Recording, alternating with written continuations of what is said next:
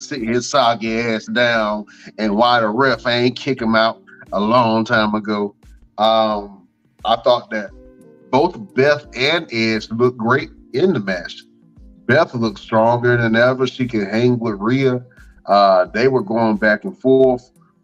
I thought it was a great match, man. It was one of my sleeper matches for the night because I didn't know how I was going to feel about that. I thought we were going to be tired of Edge and Beth versus Judgment Day, but I think this match delivered in a lot of ways that people really weren't looking at, to be honest with you. So I thought that was a good match. LP, what did you think about Judgment Day and Edge and Beth? I thought it was a good match. I wish they would have did it earlier when people were fully invested, and I kind of think people are getting a little tired of it now. Like, I'm tired of Edge and Judgment Day. Like, I was glad that Edge had a title shot this past week, but I knew how it was going to end. Because, like, Judgment Day don't want to mess with nobody else. Like, it kind of was like Edge was trying to move on.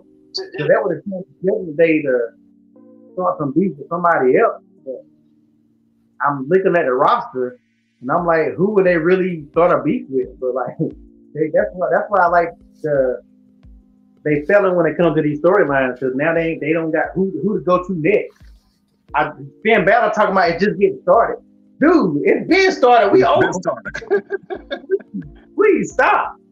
Like, I don't want to see him. Like, the only person in Judgment Day I want to see is wrestling would be Dominic, because he don't wrestle everybody else. Wrestle Dominic in a cage. Now that would get everybody invested. But they're not running. He don't want none of that, man. He don't want none of that because Prison Dom and he's gonna make Edge drop the soap and do some things to him. It's just the way it is. Prison Dom don't play. Prison Dom is scary. He got a razor blade under his tongue. You know, I don't know if I'm Edge. I'm gonna stay clear away from that convict, Prison Dom. But you're right though. He done beat everybody in Judgment Day except for Dom. I think he had that one match with Dominic, which was horrible. But this is a different type of Dominic, I guess so. Man, we'll see. You know what we're going to end up doing? What's that? It's going to be Dominic and Finn Balor versus Edge and Rey Mysterio. Rey Mysterio is going to finally fight Dominic, and it's going to start this Friday. He ain't got no choice. And that's going to be, they building that for WrestleMania. Either he going to fight Dom by himself, or it's going to be a tag team for WrestleMania. I mean, if Ray is going to retire, I mean, I guess that's the way that you can pass the torch off. But like I said, I don't care who it is. If it's my last match and I'm a wrestler, I'm not losing to nobody. Chef, what did you think about the Judgment Day versus Edge and Beth?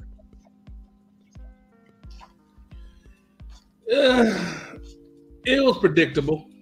It was very predictable. You know, like the part when Beth Phoenix when Rhea Ripley was standing on Beth Phoenix's head on the stairs.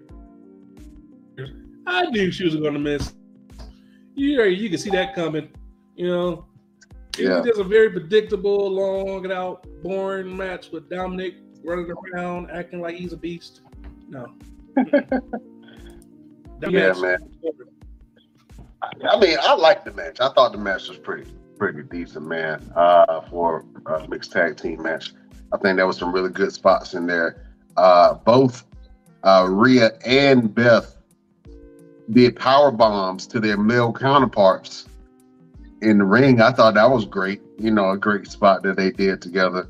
I always love seeing Beth Phoenix, but to be honest with you, this is the first time that Beth Phoenix has faced anybody of her caliber.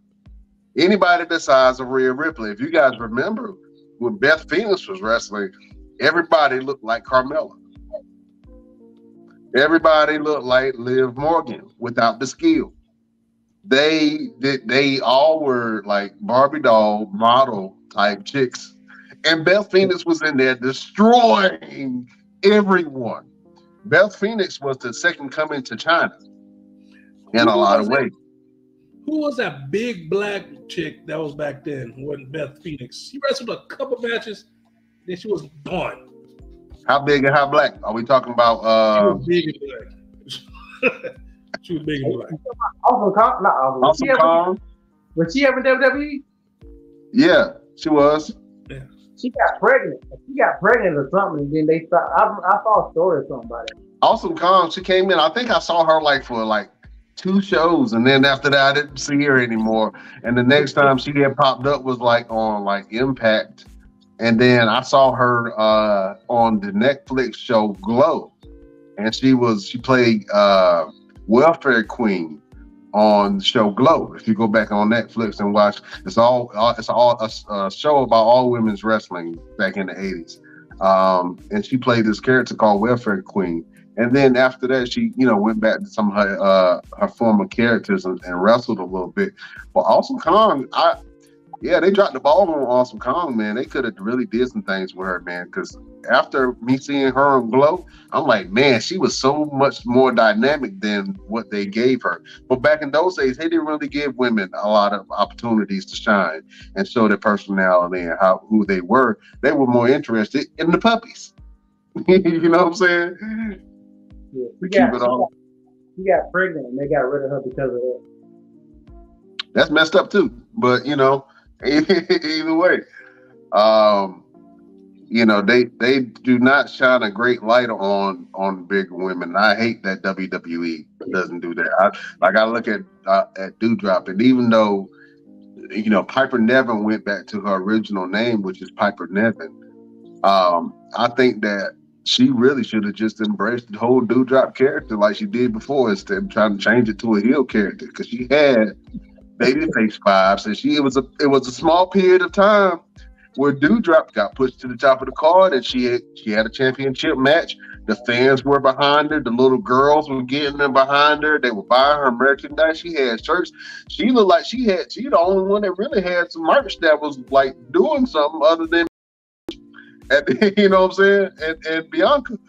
And then they kind of dropped the ball on that and turned her to this heel character. And now they were slowly transitioning her over to the Piper Niven character that she is now, but they still had the Doudrop name on it. And I think they missed the ball on the Doudrop character, because she could have been a Nia Jax in a lot of ways. You know what I'm saying? When Nia got the belt and she represented for the big girls all over the world.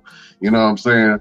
So they haven't been too favorable on big girls.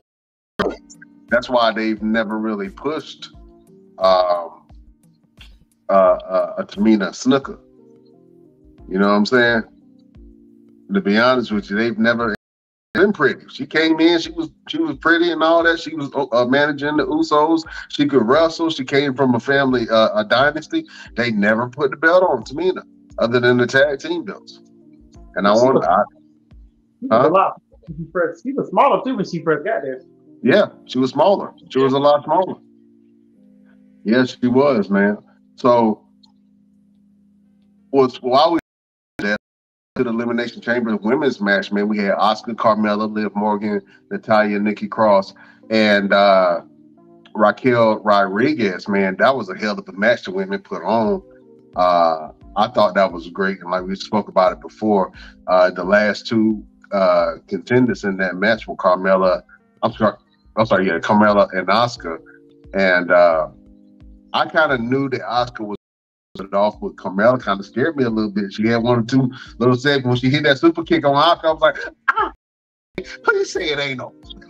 Please say it ain't over. I cannot deal with Carmella versus Bianca Belair at WrestleMania. I will not. That is a snooze match. Everybody loses. You know what I'm saying? But man, Asuka pulled out that win. Steph, what did you think about Asuka winning elimination?